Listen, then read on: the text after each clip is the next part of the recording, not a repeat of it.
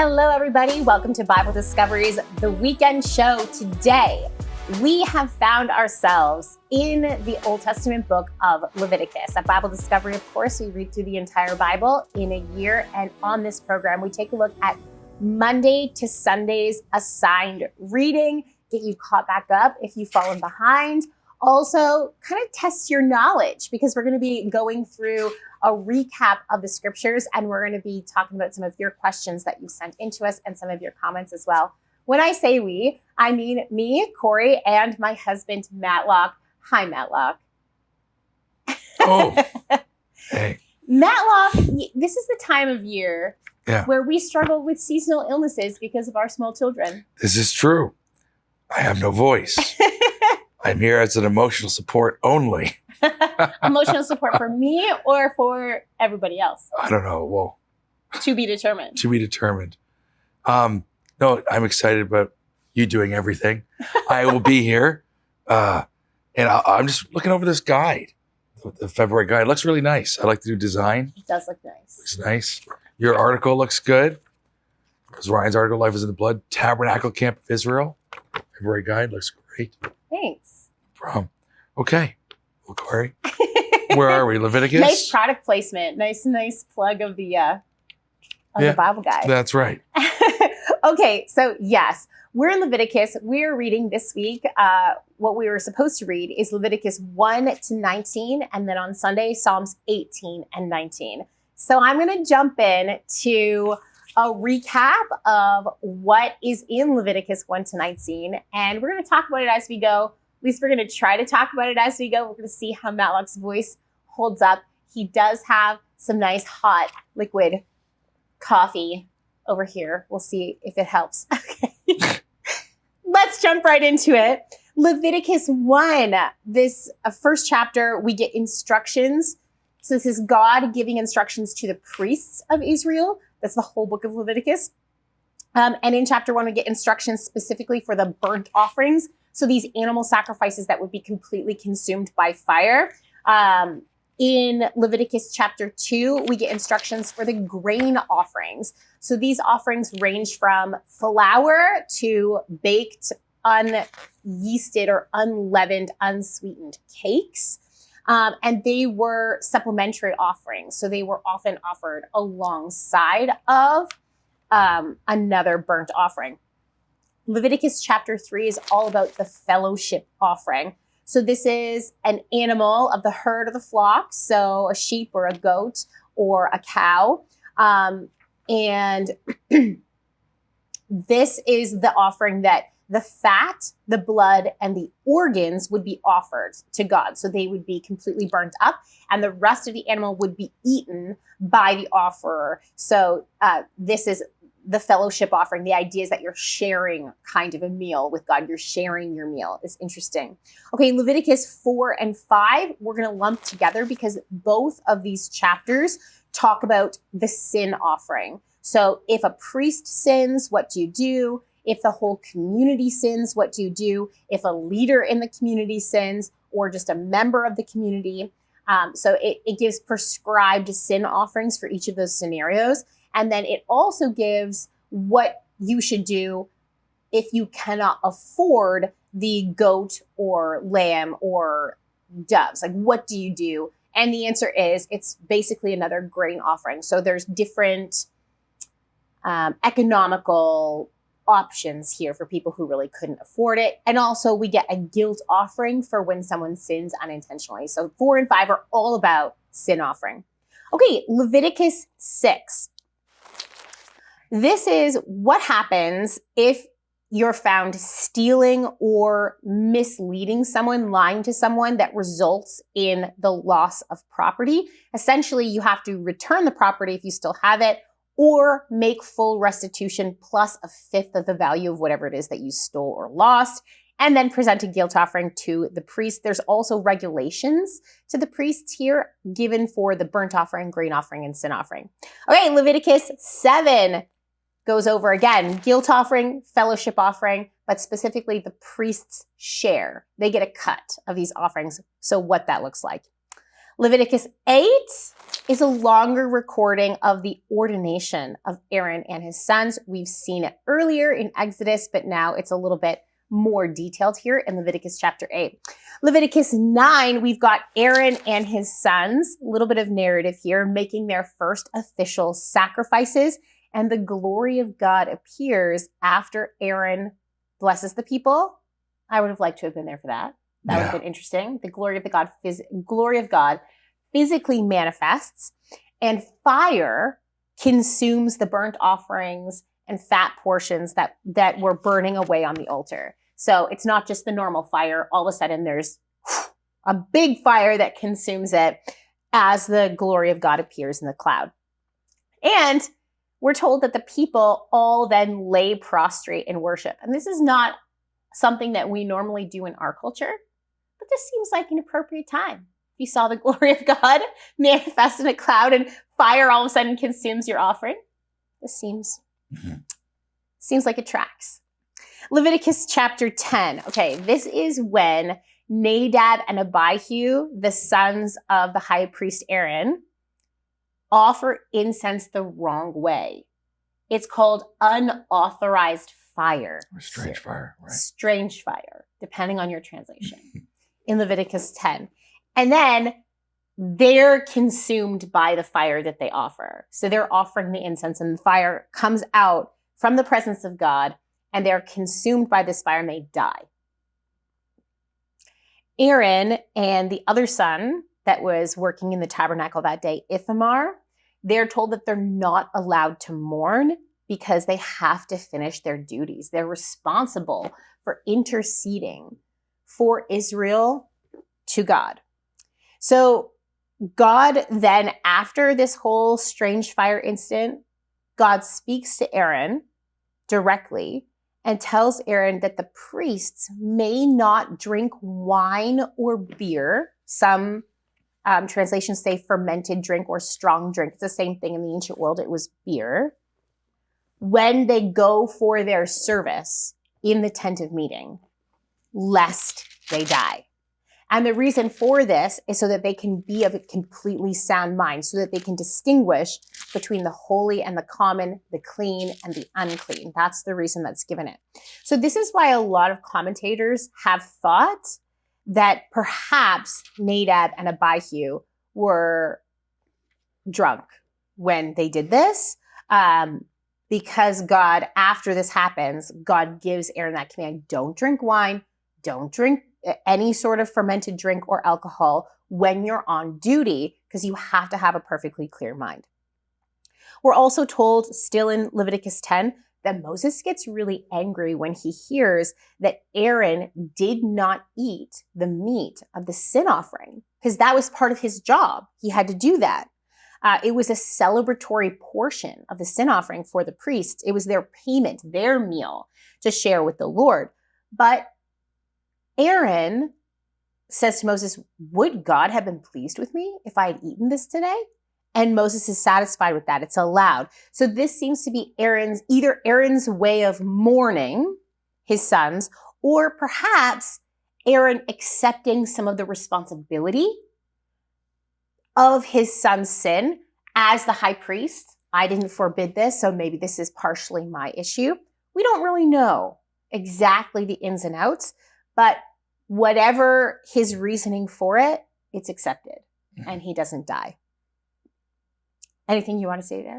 Well, it's interesting because it tells you that the law, the legal procedures, were now superseded by something, potentially by Aaron's heart. Mm-hmm. So if Aaron's heart was affected at that time, where he, in good conscience, could not eat the sins, so could not eat the food to bear the sins and iniquity of the people, which was the point of it,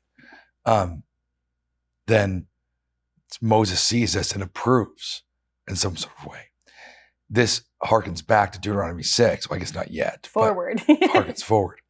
Deuteronomy 6:5, where it's love the Lord your God with all your heart, soul, strength, and mind, and circumcise your heart, Deuteronomy 10. Mm-hmm.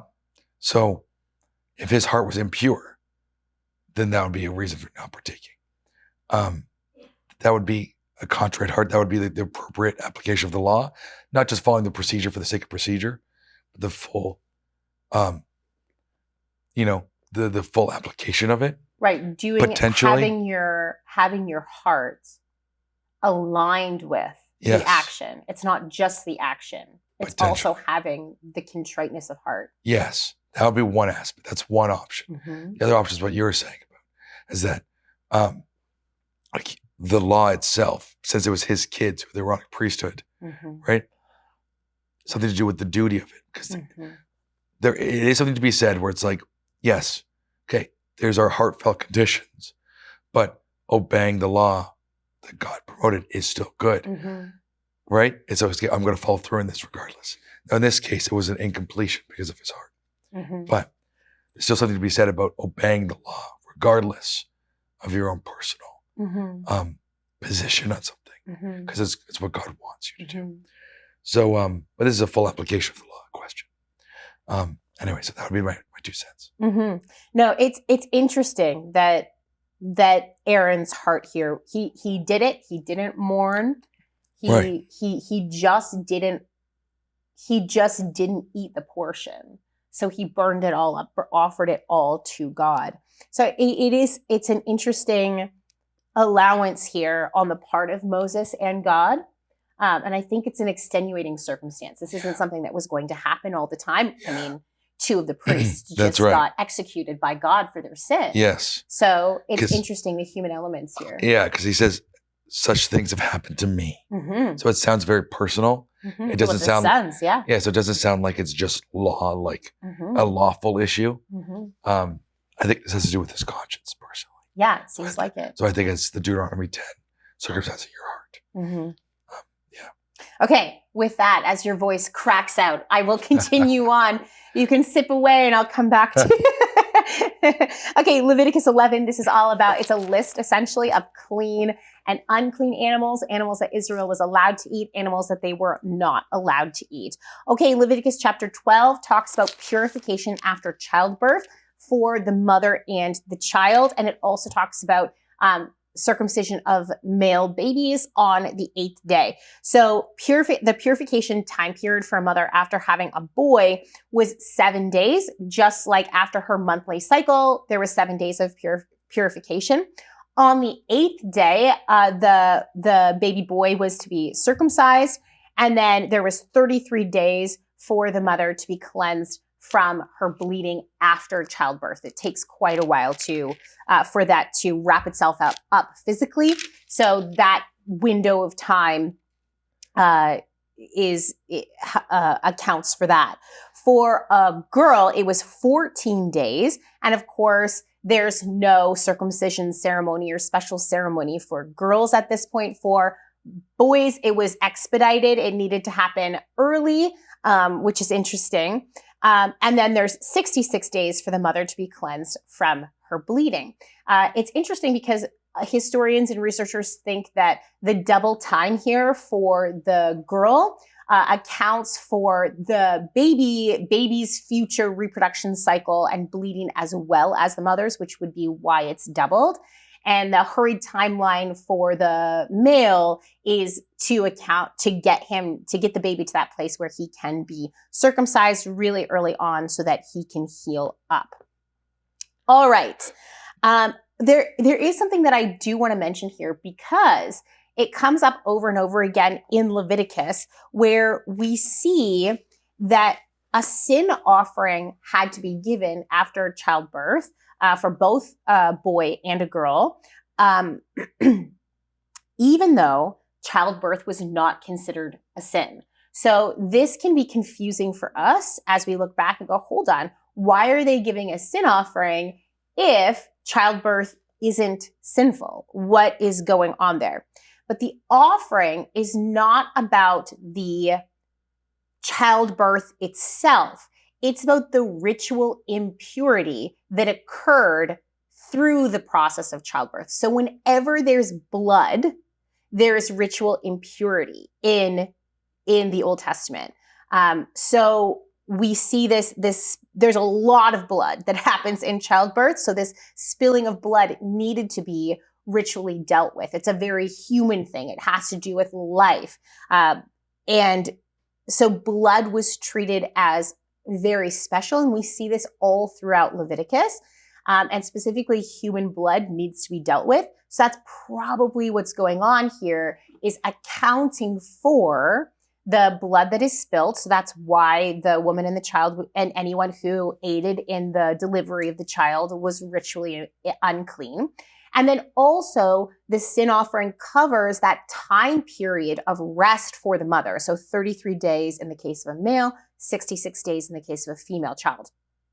So throughout that time period, anything that occurs, sinful or whatnot, is accounted then for by the sin offering. So it's not that childbirth is sinful. It's just that because of the issues of blood, it required a ritual cleansing, if you will, from that. Does that make sense, Matlock? Yeah. Have I explained that? I think well? so. Okay.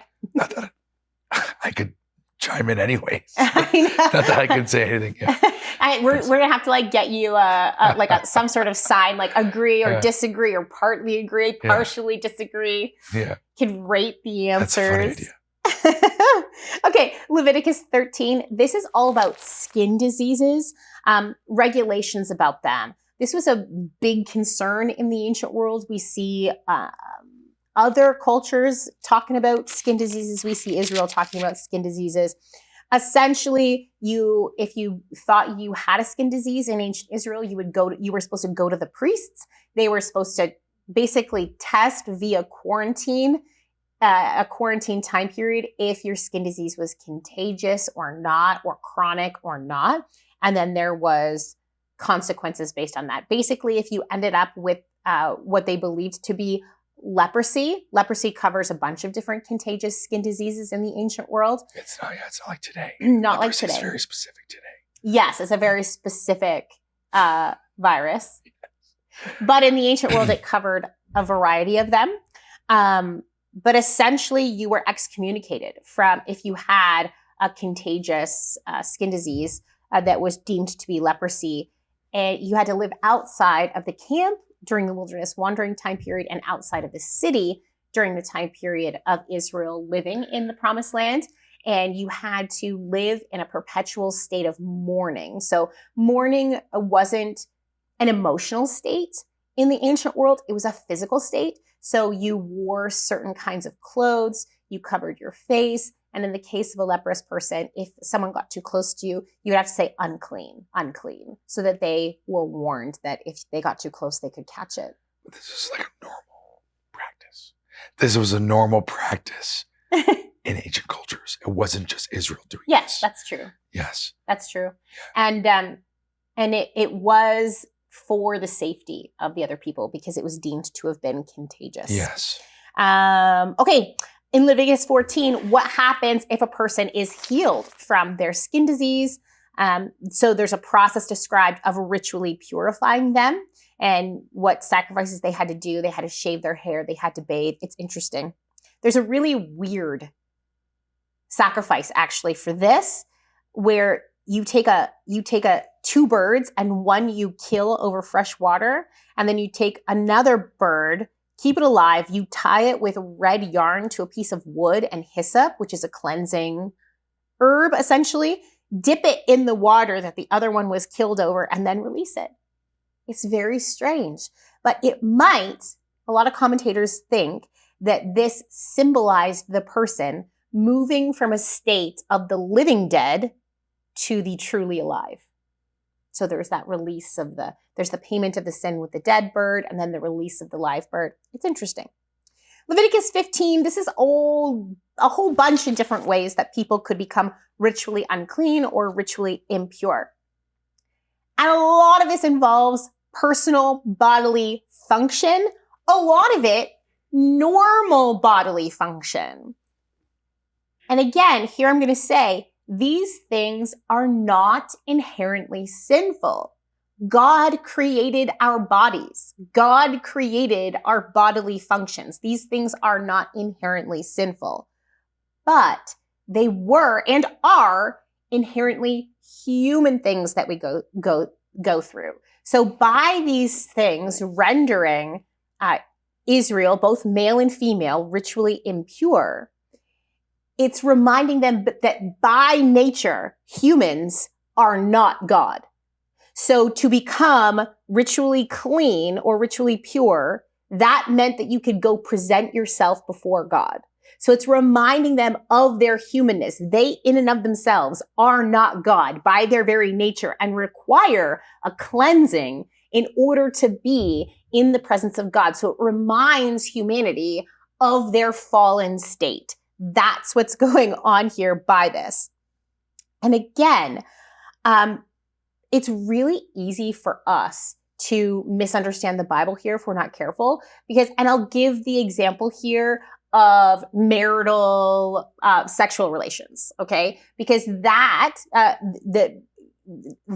rendered a couple ritually unclean and unable to go into the presence of God at the tabernacle and the temple for a day. They had to bathe themselves, and then they were unclean for the day. And when evening came, they would be clean again.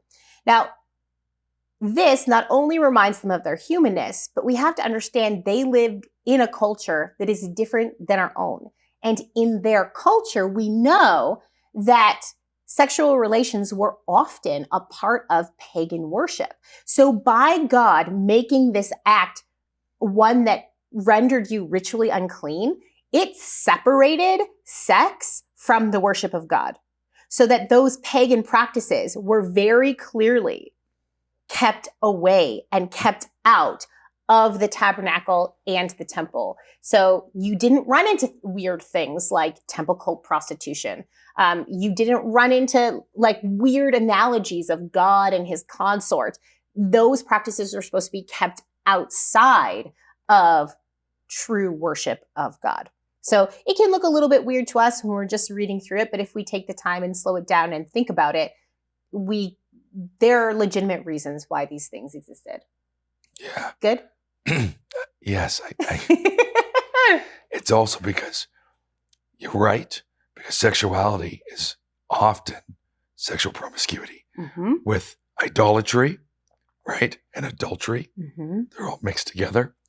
So absolutely what you're talking about, plus more, because it's like he wants to keep that unified as Israel is married to God as collectively.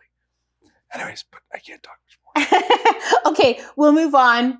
Thank you for your input. Leviticus 16, we've got the Day of Atonement. It describes the Day of Atonement where atonement or, there was a sacrifice for all of Israel where restitution was made for all of Israel before God. So there's instructions for Aaron and any subsequent high priest that would come after him on how they would enter the Holy of Holies. This was the one day a year where they're allowed to enter the Holy of Holies, but they had to do it in a specific way. Also associated with this is the scapegoat sacrifice. So this is one where there's two goats, one goat is killed, sacrificed, and the sins of the people are confessed over it, and it's allowed to go out into the wilderness. It's a really, really interesting sacrifice that has symbolism that we can talk about later.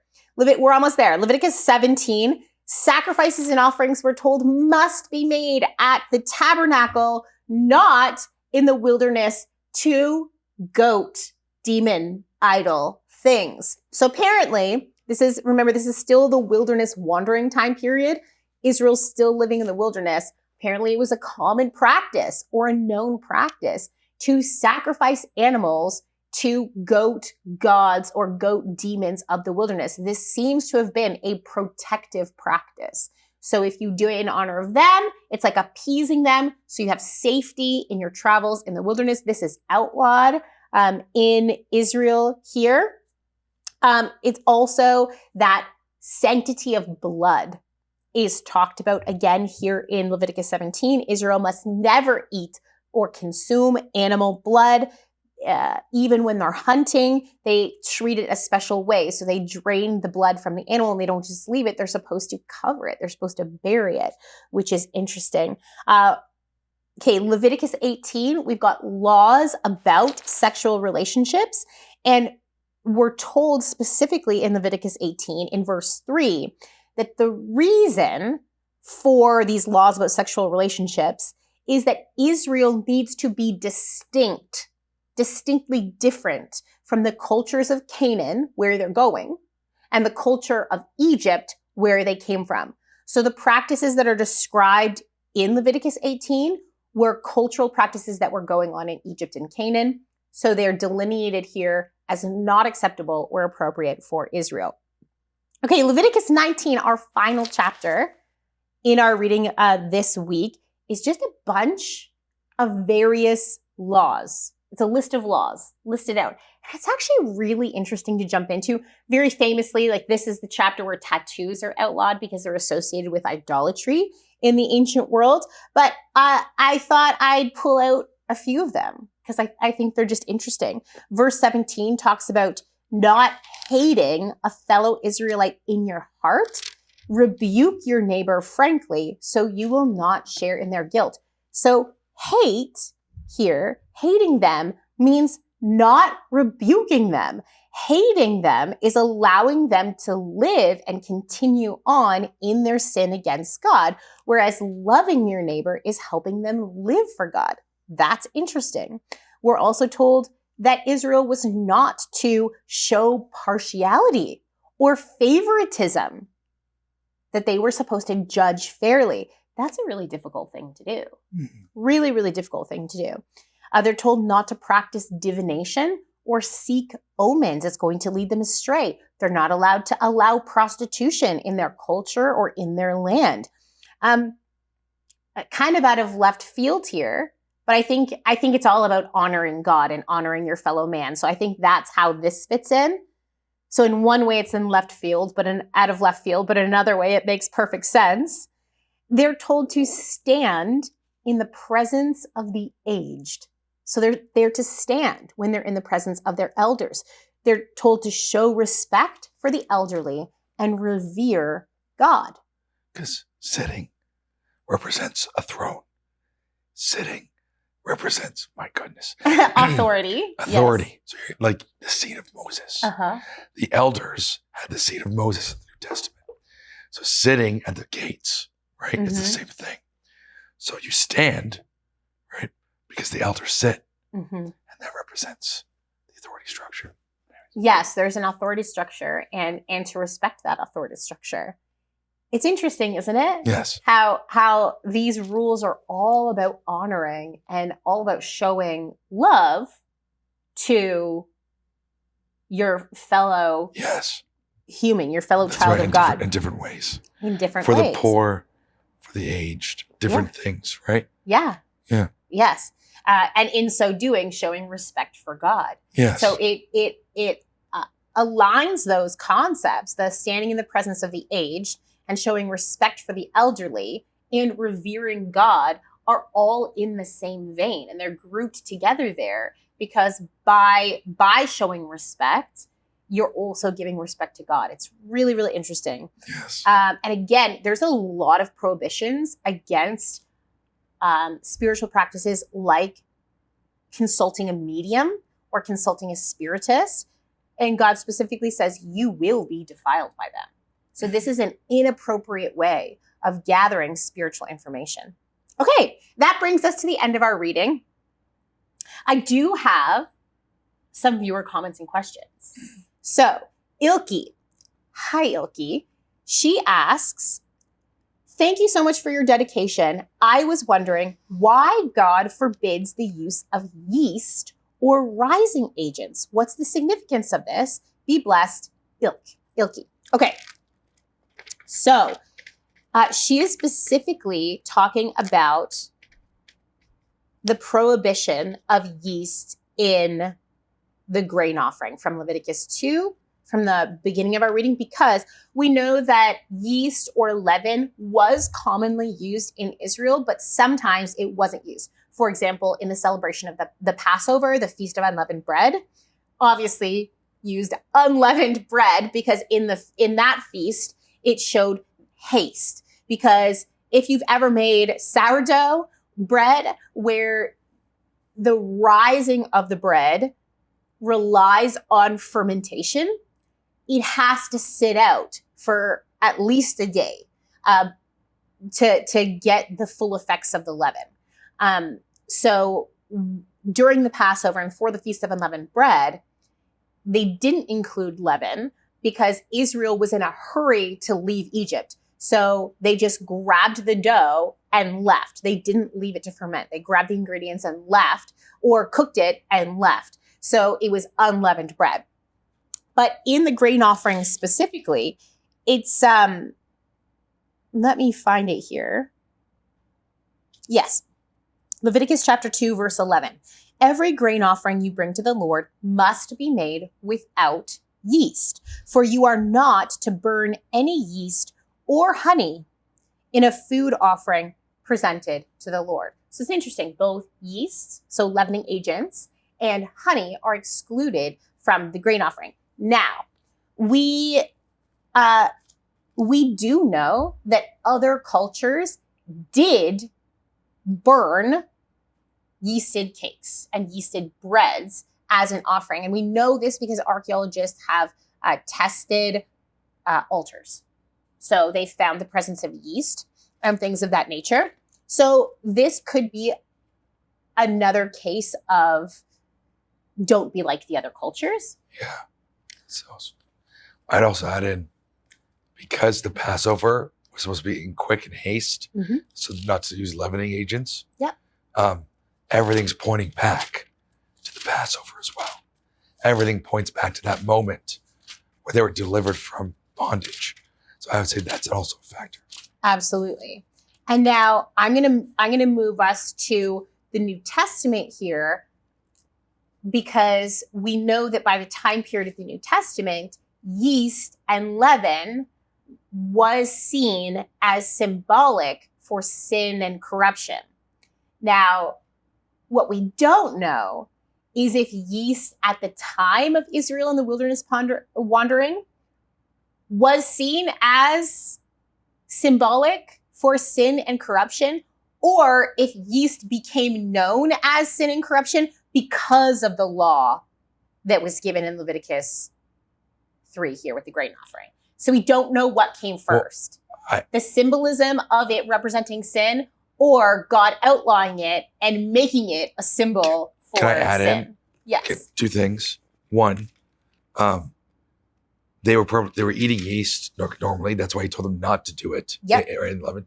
Number two, he said, don't burn the honey. Honey is always a good thing. It's always seen as medicinal and healthy and good. So you're not burning leaven, but you're also not burning the honey. Right. So that balance. Because honey makes things more palatable, more enjoyable. Right. That's right. So it's like, honey's always represented with the good things. Never has a negative connotation. Yes. So in this case, I don't think it's necessarily representing sin per se. Mm-hmm. That's all. Yeah, I think it's more likely that this was outlawed to make it different, to make it special, but also to provide symbolism for later on. I think it's actually pointing to, again, well, the Passover points to later on. Yes. So I think it's pointing to the Passover.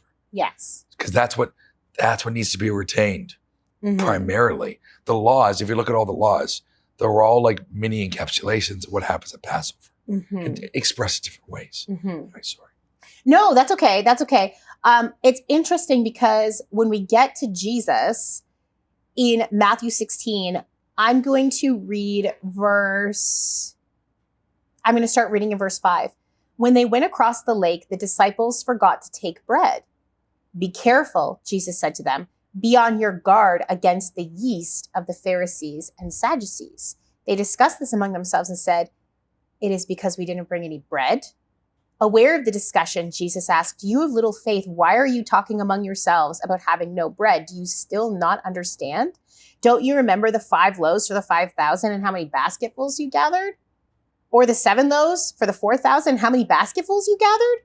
How is it that you don't understand that I was not talking to you about bread, but be on your guard against the yeast of the Pharisees and Sadducees? Then they understood that he was not telling them to guard against the yeast used in bread, but against the teaching of the Pharisees and the Sadducees. So Jesus is saying, see, their teaching is mixed with yeast. They've added things to what is commanded is perfect, because God commanded a grain offering without yeast. And the Pharisees are like, here's what God commands. And here is our teaching on how you should follow those commands. They're adding to the commands of God. So it was a perfect symbol there for God to use. Yes. And then by the time we get to 1 Corinthians, which I will go there right now. So that's a perfect example of how it doesn't have to be built into the Exodus culture. Yes. Because Christ then uses it. Look, the law says don't, and they're adding it in. Yes. Exactly. There we go. By 1 Corinthians 5, the Apostle Paul can say this in verse 6. Your boasting is not good. Don't you know that a little yeast leavens the whole batch of dough?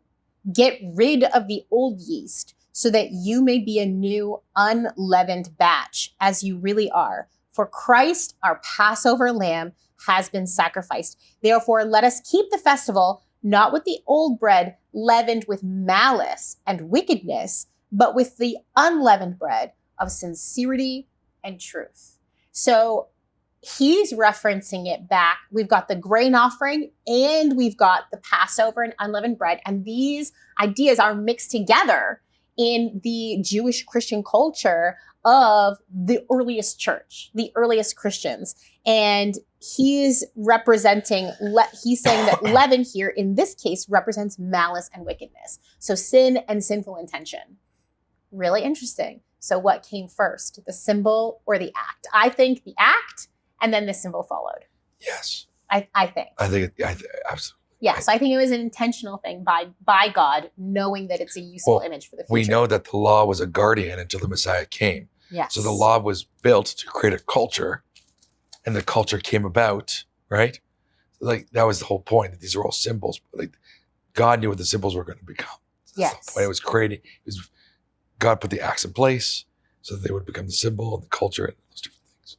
Yes. Yeah. Agreed. 100%. Okay. Sherry has a follow-up question from the book of Exodus. Hi, Sherry. Thank you for sending your question in. She says this. Hi, Corie and Matlock. I have a question about Exodus 12, verse 12. It says, for I shall pass through the land of Egypt on that night and strike all the firstborn in the land of Egypt. So is this saying that God himself killed the firstborn? Thank you. Okay. Go to verse 23. Mm-hmm. It says, for the Lord will pass through to strike the Egyptians. And when he sees the blood on the lintel and on the two doorposts, the Lord will pass over the door and will not allow the destroyer to enter your houses to strike you. Mm-hmm. So that word there, destroyer, sometimes people put the angel, right?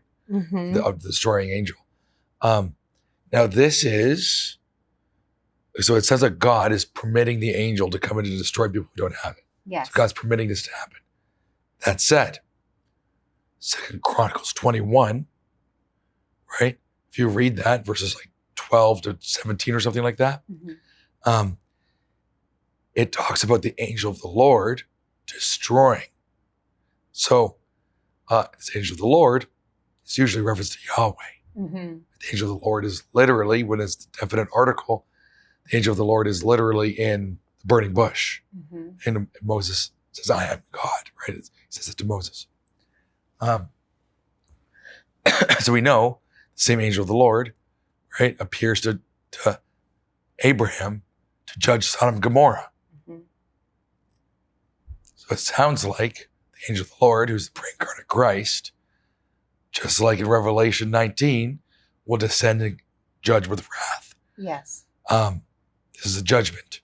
So if it's God in this case, or God sending a destroying angel, I don't think it matters too much. Yeah.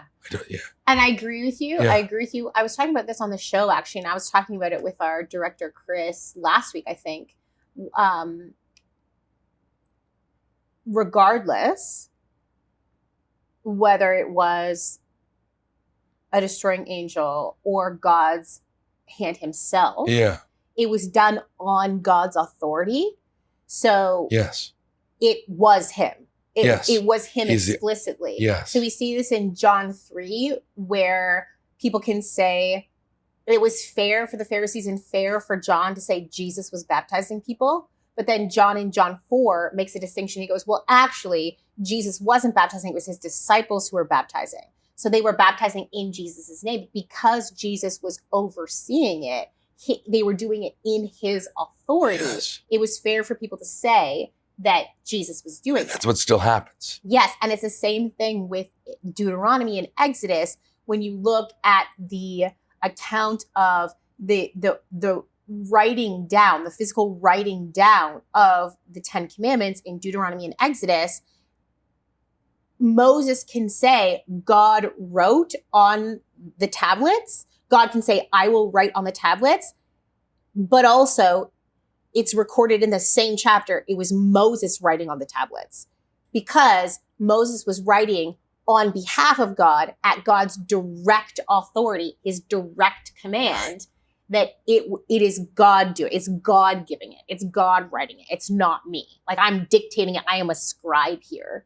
So that's and we still do this today, right? Leaders in power, we can say, oh, the president did this. The president didn't actually physically himself do that, but he gave the order to do that. So it's his authority. The question then becomes, who's the destroyer in Exodus? Because in this case, it sounds like God is permitting the destroyer to go into people's houses that don't have the lamb's blood. Mm-hmm. In which case, it's not the angel of the Lord, it's this destroyer. Mm-hmm. The question is, who is that?